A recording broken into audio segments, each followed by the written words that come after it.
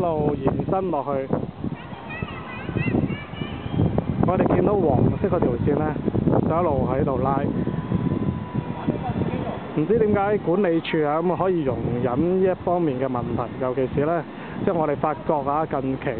房委會咧，經常冇人落嚟去睇一個咁嘅管理公司嘅運作，咁啊以致咧可能有啲嘢咧就叫隨機應變啦，咁啊大家咧真係要小心小心。嗱，我哋見到有啲人碌過啲電線啱啱，咁同埋小朋友我哋好關注，因為佢哋手指比較細嘅。咁啊頭先咧我哋都睇過，咁其實可以隨時咧係觸電嘅引致。咁啊呢一條電線直接去到咧咁啊呢一個嘅大廈